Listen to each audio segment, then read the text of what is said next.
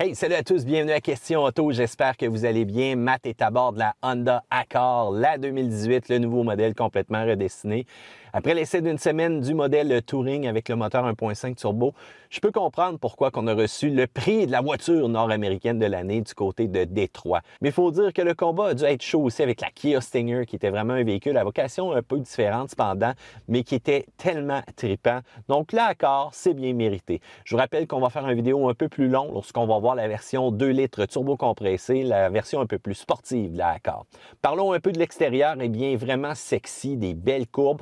À l'arrière, on a une impression un peu de coupé. L'avant, c'est réussi, l'utilisation du LED. Le côté, les roues qui sont vraiment très grandes, qui sont omniprésentes, mais encore une fois, un très beau style et je pense qu'on l'a bien raffiné si on veut. La seule chose qui m'agace, c'est le petit morceau de plastique, donc du côté passager qui est en train de lever. Lorsqu'on va rouler à bonne vitesse, eh bien, ce petit morceau-là va décoller. Il y a déjà un rappel là-dessus, on l'a changé, il est encore en train de relever, il va peut-être falloir corriger ça dans le futur cependant, mais bon, c'est pas trop grave, ils vont trouver une manière là-dessus. Du côté de l'intérieur, eh bien, enfin, un nouveau système multimédia. On a fait une vidéo dans la Honda Odyssey. Allez jeter un coup d'œil là-dessus, c'est sensiblement le même avec quelques petites options en moins. Rapide, efficace. Le tableau de bord aussi, donc avec une partie qui est complètement digitale, avec des menus qu'on peut personnaliser, une belle qualité, les couleurs qui sont là. Le système de son aussi qui est quand même relativement bon quand on va monter le son. Le bois, l'utilisation des commandes, c'est facile. Vraiment, l'ergonomie là est vraiment 101, c'est sur la grosse coche à l'intérieur.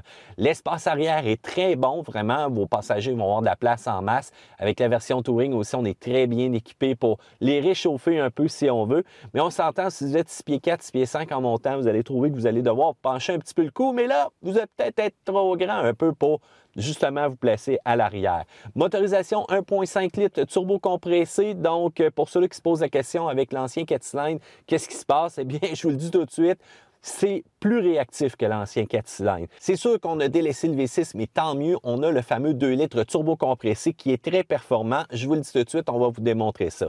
Je pensais que ça laissait souffler un petit peu avec le 1.5, mais sérieusement, j'ai été impressionné. C'est quand même assez vivant. Il faut dire que la CVT, cependant, qui est jumelée, reste une CVT là-dessus. On va avoir une vidéo de 0-100 km/h pour vous. Allez jeter un coup d'œil là-dessus. 80-120 aussi. Ça demeure quand même intéressant pour une petite cylindrée comme ça et l'économie d'essence est au rendez-vous.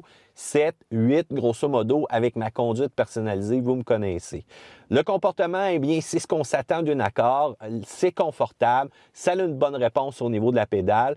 C'est pas ce qui est le plus excitant, mais c'est parfait comme ça aussi. Et il y a beaucoup d'éléments de sécurité à l'intérieur du véhicule, quoique parfois sont même trop sensibles, un peu trop omniprésents. Pour ceux-là qui se demandent comment ça fonctionne, l'avertisseur de collision, je vous le dis tout de suite, si vous prenez place à bord d'un Accord, vous allez comprendre rapidement comment ça marche. Du côté des points négatifs, eh bien, le fameux son de vent que je vous parlais, le son de la route aussi, le son du moteur 1.5 qui est un peu omniprésent. J'ai hâte aussi qu'on corrige la partie rappel.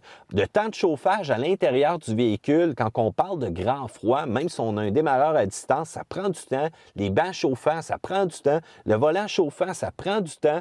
Je me demande si on n'aurait pas pu travailler un petit peu mieux ça, justement pour les hivers québécois. Mais bon, chanceux à ceux-là qui sont dans le chaud, dans le sud ou autre, vous n'aurez pas cette problématique-là. Et je vous rappelle aussi en accélération, la sonorité du moteur qui n'est pas très plaisante à l'oreille, qui est un peu omniprésente. Mais pour le reste, très bon comportement routier, bel espace au niveau du coffre, bel espace aussi pour les passagers. Et je trouve que l'intérieur, ça sonne le luxe un peu et j'aime ça.